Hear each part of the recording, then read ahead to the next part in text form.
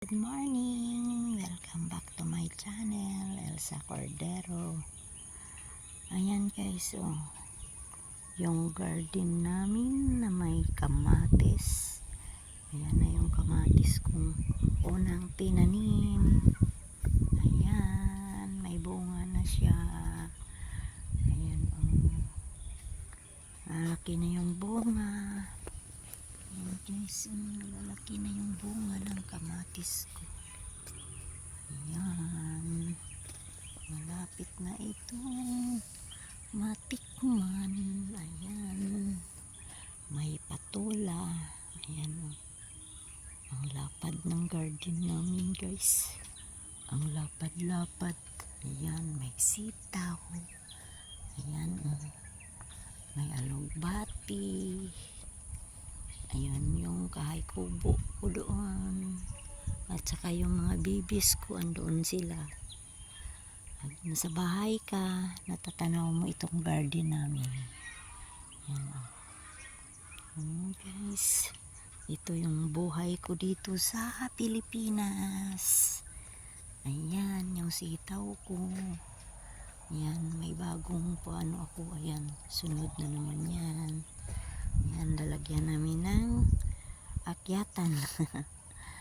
Ayan, maraming saging. Ayan guys. Ayan. Pag masipag ka lang dito sa Pilipinas, hindi ka magugutom. Ayan, pinunla kong talong, mustasa, at saka carrots. Pero naunahan pa ng damo na tumubo. Kasi nung ipinunla ko siya, umulan kaagad. Kaya nauna silang tumubo kaysa sa pinunla ko. Ayan, yung mga bibis ko sa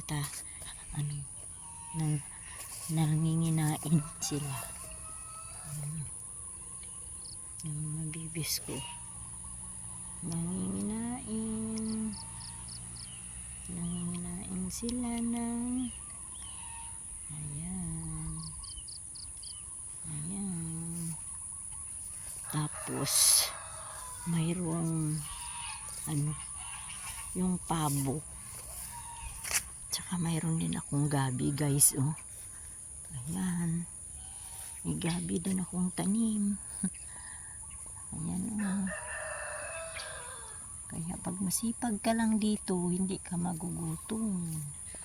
Ayan, yung patula ko, nabuka na lang ito dito na tumubo. Tapos nilagyan ko lang siya ng akyatan. Ang dami na nitong bunga. Dami ko nang nakuha dyan. Yung lemongrass ko. Tapos ayan yung Madrid de Agua kong tanim. Ayan Ayan may dahon na siya guys. Ayan, Madrid de Agua to. Ayan may dahon na. Ayan yan ang tawag nila na Madrid de Agua.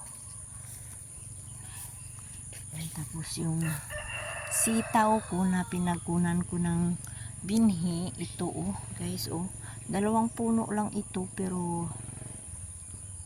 dalawang puno lang to, pero marami akong nakuhang tatanim ba. Ayan, marami siyang bunga. Ito, hinog na. Kunin ko naman yan pag mainit, kunin ko yan at saka ibilad sa araw at saka itanim ulit para marami akong sitaw na tanim. Ito yung sitaw din ito, pero na siya, ang tawag dito, matanda na, kailangan na itong palitan. Yung anak kong panganay na lalaki ang nito tanim. Ayan guys, ayan, madami akong nakuhang bunga nitong patula. Tumubo lang ito, saka nilagyan ko siya ng akyatan. Ayan, may mga bunga pa. Ayan. Tapos yung gabi ko, magluto nga ako mamaya ng gabi kasi panay baboy yung ulam namin. Kaya magulay ako mamaya. Saka yung kadyos, ayan Tapos na yung season niya. Ayan yung mga bibis ko dun sa loob. Ayan sila, oh. Tapos yung mayroong pabo pumasok dito sa net ko. Ayan sa loob, nanunuka. Hindi ko alam kung sinong may-ari niyan. Pinost ko na nga sa Facebook para makita ng may-ari. Pumasok lang siya dyan kasi bukas yung pintuan. Hindi ko na pinalabas para pag hinanap ng may-ari, andito lang. Yan, yan yung yung Rhode Island yan, manok. Yung lalaki, anong tawag yun? Gansa. Ayun yung pabo na pumasok dyan sa loob. Ayan siya.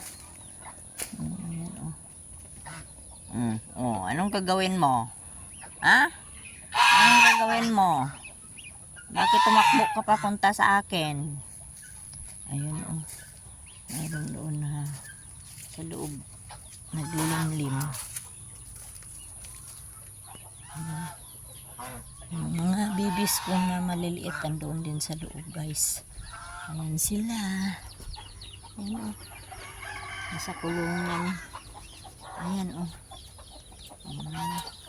10 yung sisiw niya. Ayan. Mayroon pa dito. Malapit na itong gano, ayan. Ayan. Ayan, ayan. Ayan. Doon yung garden namin sa kabila, guys. Ayun, yung garden namin. Tapos, marami kami. Yung suha, yung kalamansi ba? Ayan, ang daming bunga. Kaso lang mataas. Ayan, ang daming bunga. Mataas kasi. Ayan, ang daming bunga. Kaso lang mataas. Hirapan akong pang kukunin. Kasi kailangan ginugupit yun eh. Matanda na itong kalamansi na to. Ayan. Yung sarguelas. Ayan. Thank you guys for watching. Please share and subscribe. Bye bye.